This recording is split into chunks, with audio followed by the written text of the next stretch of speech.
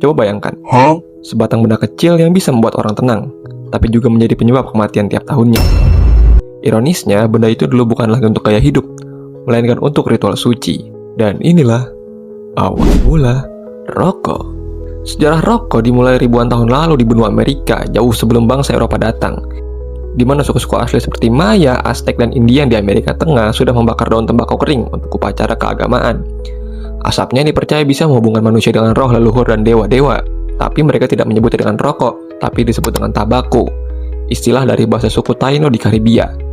Fakta menariknya, daun tembakau saat itu dianggap sebagai tanaman suci, bahkan lebih berharga dari emas. Para dukun menghisap tembakau menggunakan pipa batu, bukan untuk kesenangan, melainkan untuk meditasi dan penyembuhan. Pada tahun 1492 ketika Christopher Columbus berlayar ke dunia baru, ia bukan hanya menemukan Amerika, tapi juga menemukan tembakau, di mana penduduk asli memberikan daun kering yang bisa dibakar dan juga dihisap. Columbus dan para pelaut Eropa pun membawanya pulang ke Spanyol, dan sejak saat itulah tembakau menyebar ke seluruh dunia. Awalnya, tembakau digunakan sebagai obat-obatan alami di Eropa.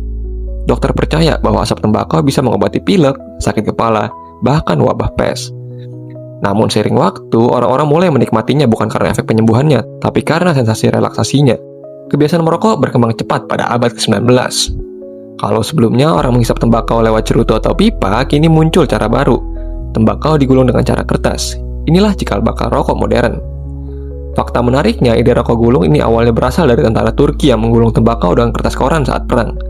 Pada tahun 1880, seorang penemu bernama James Bonsack menciptakan mesin penggulung rokok otomatis yang mampu memproduksi ribuan batang per jamnya.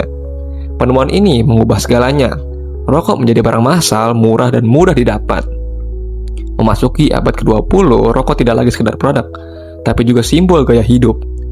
Perusahaan besar seperti Marlboro, Camel, dan juga Lucky Strike memanfaatkan iklan dengan slogan yang keren. Perokok digambarkan sebagai tanda kelas, kebebasan, dan kejantanan.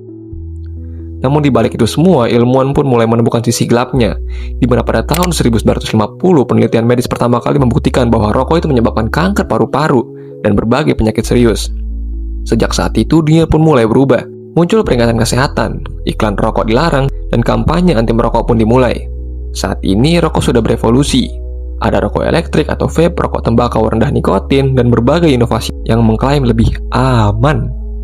Tapi pada dasarnya, tujuannya masih sama, memberikan sensasi, ketenangan, dan kadang pelarian sesaat dari stres kehidupan modern. Fakta uniknya, meskipun kampanye anti rokok semakin kuat, tapi industri rokok tetap menjadi salah satu industri yang paling besar di dunia, dengan nilai triliunan dolar setiap tahunnya. Di Indonesia sendiri, rokok bahkan menjadi sumber pajak terbesar negara, tapi juga salah satu penyebab